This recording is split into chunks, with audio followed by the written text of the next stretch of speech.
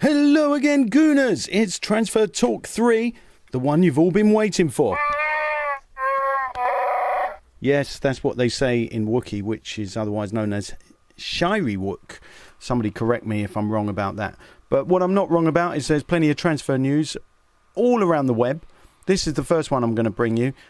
It's about us preparing a bid for Uchida. We've had this already. Atsuto Uchida, the Schalke 04 right back, could be on the way according to, who is it? The Daily something or other. But at the moment it's on a different league. So that story's refusing to die a death. I did have words with the J-League correspondent of J Soccer. He gave me the rundown on it. I'm just looking for it now. But basically he thought there's no truth in it at all. He said it's just agent talk as far as he's concerned, a bit of paper selling.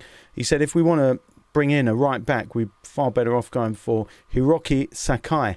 That's according to him. And looking at J Soccer magazine, I think Takai has also had some decent reviews as far as foreign exports are concerned, or Japanese exports to other countries. So he's doing pretty well in the Bundesliga, and perhaps we would be better off going for him. But nonetheless, the player in question is Uchida at the moment, and he's pretty versatile as well, so that would appeal to Arsene Wenger. As somebody said on the YouTube page, though, we've got to bear in mind that Sagna can play at centre-back as well, and has done on a number of occasions, which is something I wouldn't expect Uchida to do, because he's certainly not the right height for that position.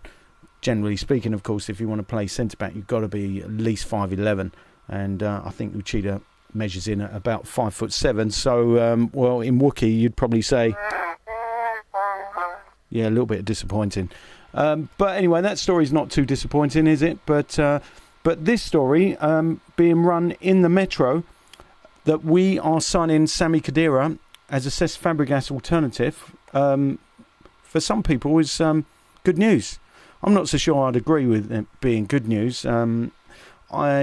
Based on what I saw the other night in the Champions League final, I know he's been injured a lot, but if we're going to pay £15 million for a player that doesn't really fizz, it doesn't even fizzle in the Champions League final, then I'm not sure it's a good bit of business for £15 million for a 27-year-old.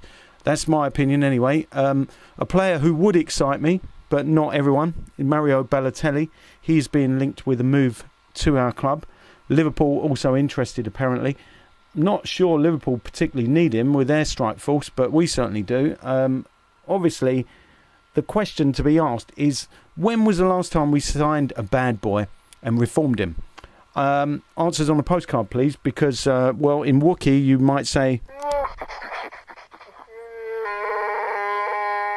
yeah, a lot of heavy breathing, because, quite honestly, can't see that one happening at all.